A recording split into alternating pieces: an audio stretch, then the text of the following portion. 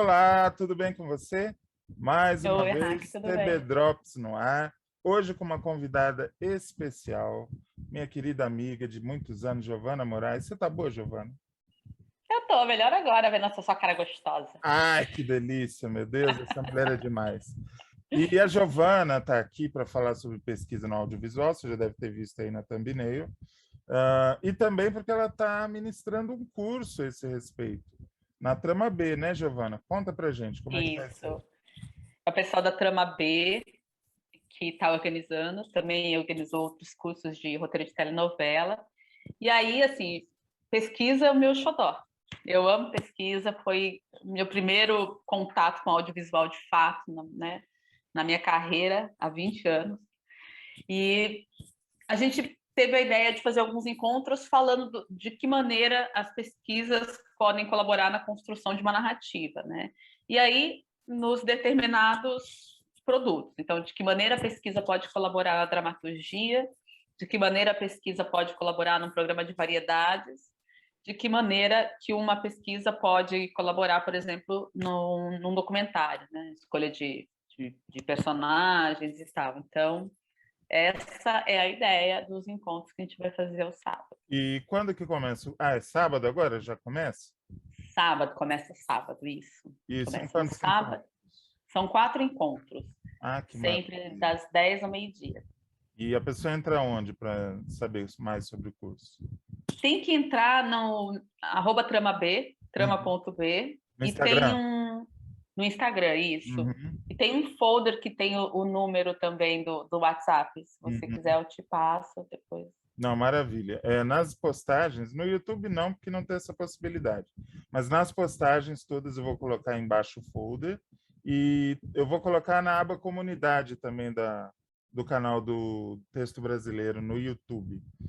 Legal, Você obrigada, já agradeço. começou a esboçar aí na tua fala sobre a importância da pesquisa, mas eu acho que a maioria do público não faz a menor ideia do que faz um Não faz ideia. pesquisador numa série, por exemplo, ou numa novela, vários campos da atividade, né? Onde que o Eu tive pesquisador é mais útil e onde que às vezes ele acaba se enfiando porque é necessário, digamos assim. eu tive uma escola muito incrível, né? Que foi a Glória Pérez, foi a pessoa que primeiro me contratou como pesquisadora. Eu trabalhei com ela quase 10 anos como pesquisa, depois eu mudei de cargo, fui para a autoria. Mas para a Glória, por exemplo, a pesquisa é pulsante o tempo todo. Quando ela cria uma história, ela logo vai atrás de outras histórias para compor os enredos dela, né? Então, isso é uma das coisas. Por exemplo, com autores como a Glória, subsidiar de maneira possível a fantasia, a criação da fantasia, né? Então, por exemplo, em Caminho das Índias, né? Conhecer a história da Índia, conhecer os processos sociais da Índia, porque isso também é muito importante para a gente, né? Um pesquisador tem que ser muito antenado nas mudanças, né? Na própria antropologia do cotidiano, né? E Mais do aí, que saber como são as pessoas, é entender por que que elas são daquele jeito, né? exatamente, exato. Por isso que eu acho que não existe um pesquisador, nenhum autor de qualquer tipo, que não seja também um pouco cientista social, né? No sentido de analisar e tal. E aí você, por exemplo, no Caminho das Índias, primeiro conhecer a história da Índia, depois conhecer os grupos, claro que com toda a limitação disso, a gente nunca vai conhecer a história toda da Índia, a gente nunca vai conhecer tudo, a gente vai conhecer um pequeno espaço, e aí você dá as ferramentas, você ajuda no processo de criação do autor, né? A Glória, ela se importa inclusive com o jeito como as pessoas conversam, como as pessoas falam, é muito minucioso para a Glória no processo de criação dela, né? Outros autores fazem outras solicitações menores, mais pontuais. Então, vai desde isso, né? Desde de ajudar nesse processo mais empírico desse conhecimento, trazer para o autor, até responder de que maneira é que um médico vai dar um diagnóstico, né? Então, outro exemplo, também com a Glória. Em América, a gente tinha a Slaine, que era a mãe da Flor, e a Flor era cega, né? E em determinado momento a gente teve que dizer o que a Glória queria dizer. E aí a gente investigou e chegou num laudo, né, que ela poderia ter tido nascido prematura e na incubadora ela não teria a proteção e aí os vasos com o oxigênio paravam de crescer e por isso ela ficou cega. Isso chama retinopatia da prematuridade, se eu não estou lerda. Da prematuridade, que é porque acontece em bebês prematuros, né? Exatamente. Só que quando a gente for falar isso, imagina se a gente colocasse a Slaine, uma mãe comum, como tantas outras mães, dizendo, não, ela teve retinopatia da prematuridade. Ia ser mais complicado. Mas, falando com algumas mães que tinham crianças cegas, né, elas diziam, não, porque ela queimou o olhinho. Então, a maneira de dizer foi essa, ela queimou o olhinho. Questionaram? Questionaram. Mas era isso, a gente estava dizendo de fato que era e mesmo assim colaborando para a feição da não é dramaturgia. do Instituto Tirei do Cu de pesquisas, né? Não É uma é, coisa não. que efetivamente faz parte da realidade. Sim, e a gente tem que fazer isso sempre com bastante pé na realidade, exatamente isso, para não passar uma informação errada. Ao mesmo tempo que a informação que o pesquisador traz pode ser adaptada para a ficção, como foi o caso dessa doença, a gente tem que ter muito claro quais são os processos, porque aí a gente se garante, inclusive na informação que a gente passa, né? Novela, principalmente, é uma responsabilidade incrível. Você está lá falando para milhões de pessoas, séries também, cada vez mais. Então, existe essa responsabilidade do pesquisador para o lado da autoria, para ajudar a autoria, se for necessário, para ajudar a direção e outras áreas da novela, né, ou da série, e também para ter um embasamento e uma resposta daquilo que está sendo tratado, né? Tem esses dois momentos que são importantes na pesquisa. E existem autores que não se incomodam tanto, que não precisam tanto da pesquisa, que preferem trafegar livremente, né? E aí, tudo bem também, o pesquisador está lá para dizer, olha, funciona assim, se você vai usar, é um problema seu, né? Quer dizer, a arte é sua, o texto é seu, então veja se isso te acolhe, se isso é o suficiente para você. Que Eu tipo acho que de também profissional, Giovana, que, por exemplo, se você estivesse observando, às vezes um colega de trabalho, alguém que você conhece, um vizinho, um parente, que tipo de profissional que você vê que tem aptidão, que poderia estar fazendo o seu curso, um outro curso, ou mandando currículo para uma produtora, para uma emissora de televisão, que você sente que poderia trabalhar com isso? tem, na pesquisa, né, a gente tem alguns campos. A gente precisa ter o aporte da literatura não estou falando romanceada, literatura mesmo, de um assunto, né? A gente tem que ter esse conhecimento, a gente tem que ir atrás de outras informações, os filmes de referência, mas a gente precisa ter muita vontade de entender o outro, assim, né? Para o jeito que eu acho bacana de fazer pesquisa, de ir até lá, né? De conhecer as pessoas, de entender a vida, né? Dentro da limitação que a gente tem. E também esse interesse por histórias, né? Todo pesquisador precisa gostar de histórias, senão não vai ajudar a contar uma.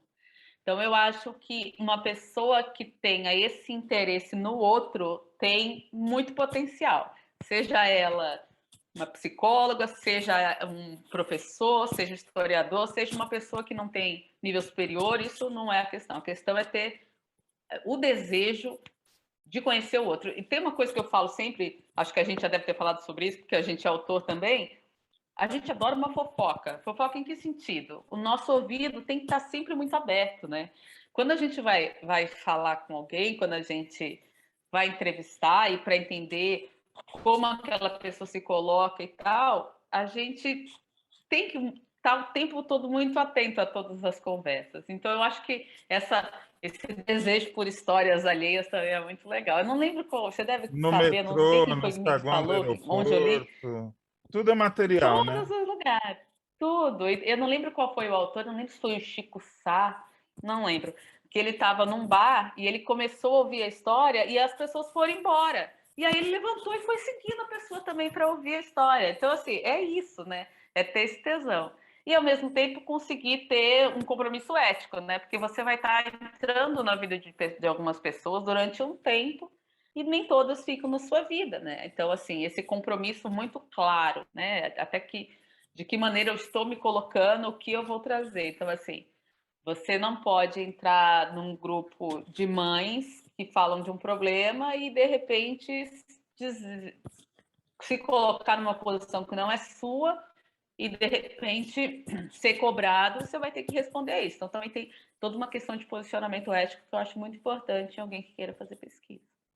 Por aí. Por exemplo, teve agora, que não é de pesquisa, mas acho que foi a Record, que fez como se tivesse, entendeu um treinamento como se fosse, de fato, um crime. Não sei se você viu isso esses dias, num shopping. Sim.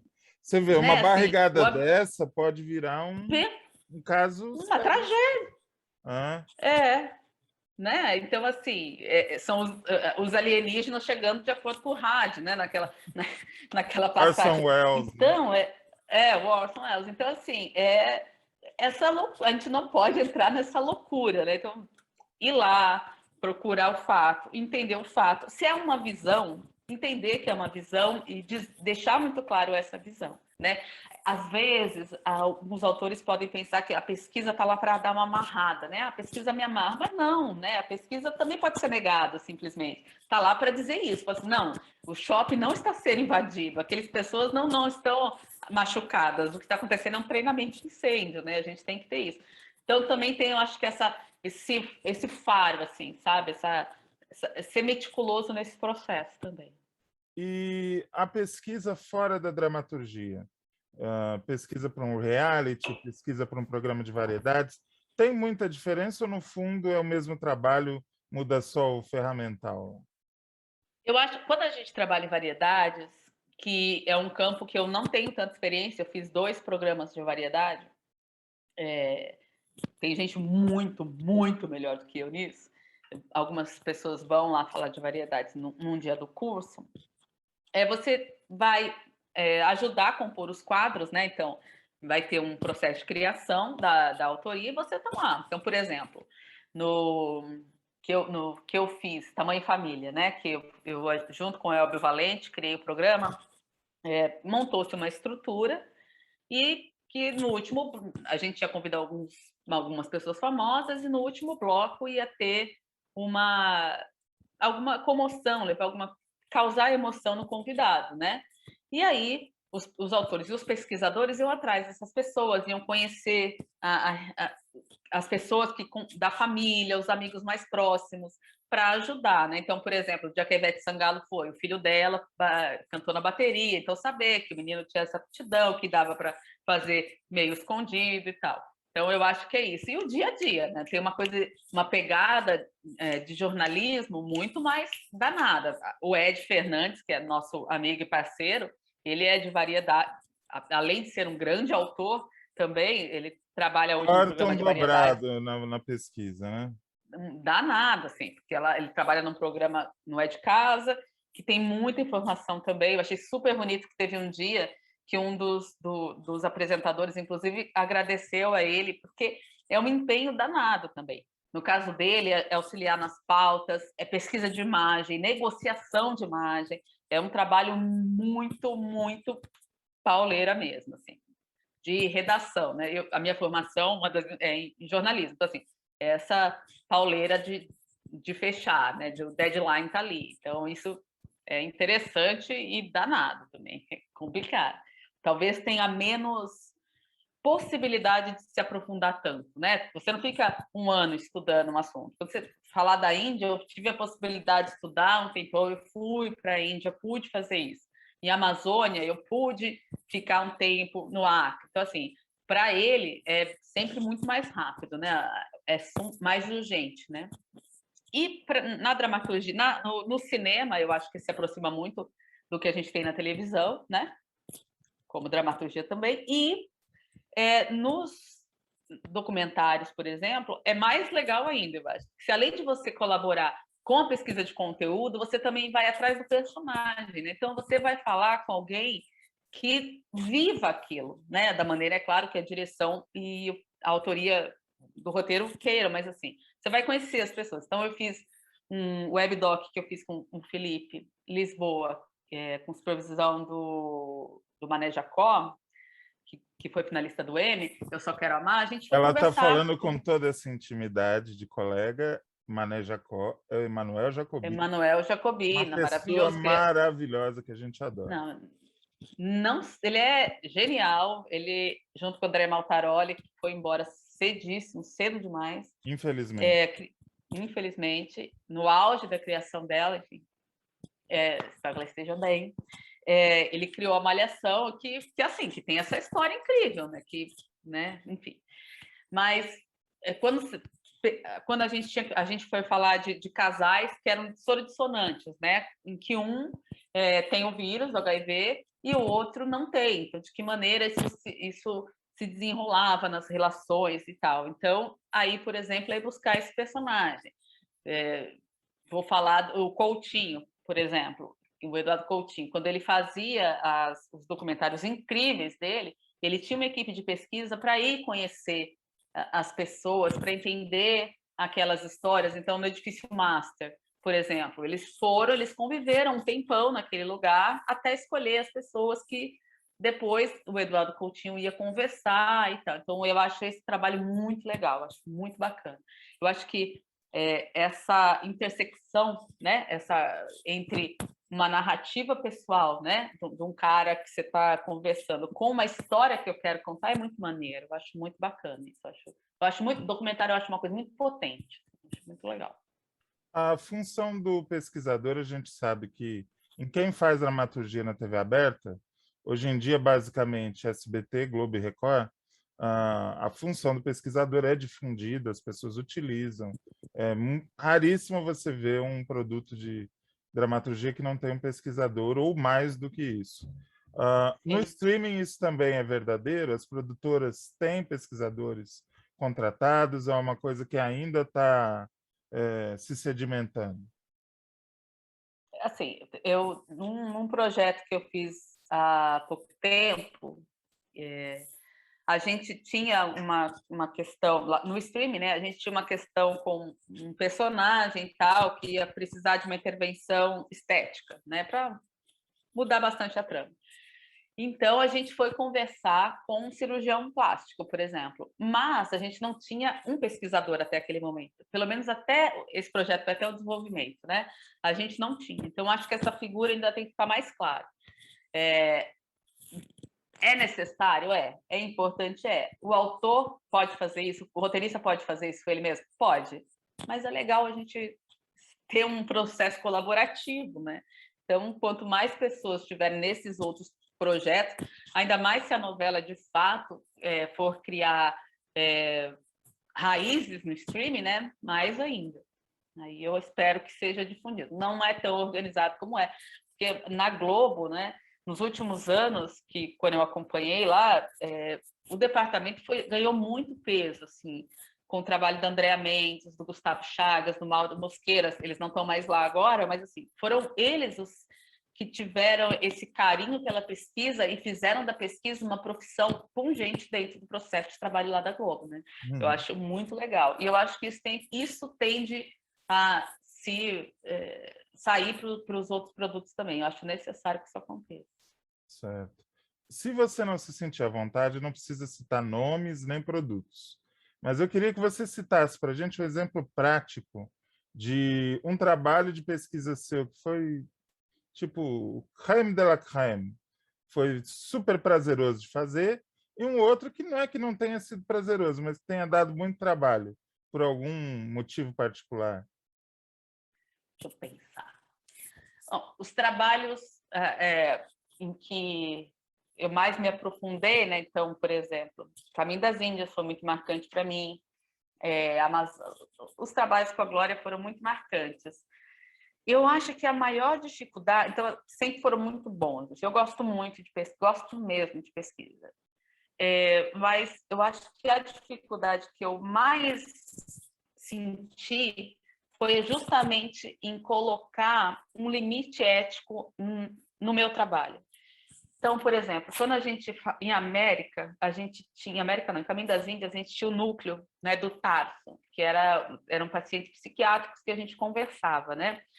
eu acho que foi muito doído até eu conseguir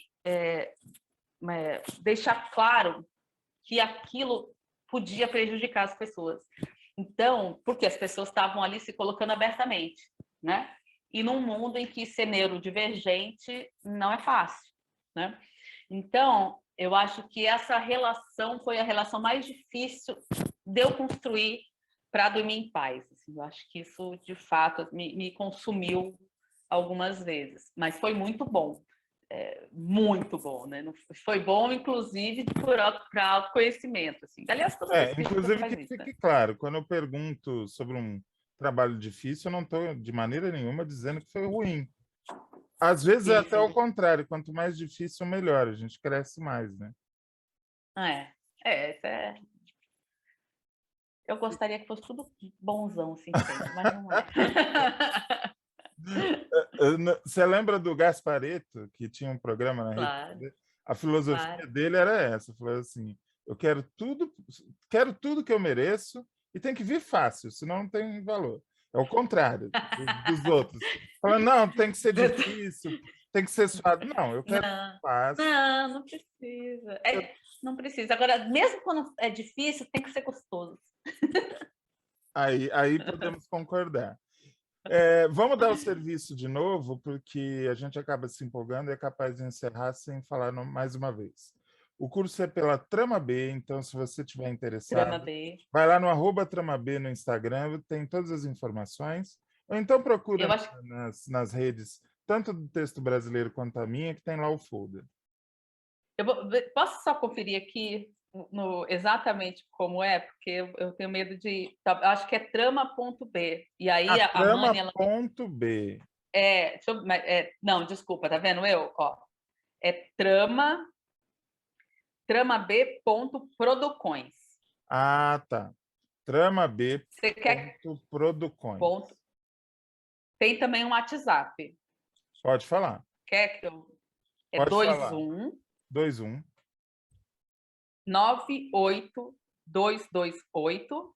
98228 4048. Isso. 98228 4048. Manda um zap Bonitinho. lá. Você viu? A gente está Bonzinho, aprendendo, gostosinho. a gente está aprendendo. Manda um zap lá e tira mais algumas informações que você tenha. Para encerrar, Giovana, eu queria fugir um pouco do assunto da pesquisa para perguntar para você como é que você está vendo esse furacão no audiovisual. Quando eu digo furacão, é o seguinte: a Globo fazendo milhões de reformas, recentemente apresentou uma nova profissional, que é a Samantha, que está mexendo com as estruturas, pessoas emocionadíssimas com a ascensão de uma moça criada na favela, com toda aquela carga de que a simples presença dela traz. A gente vê a Record fechando tudo e focando só no lado religioso. O SBT sabe Deus o que está fazendo.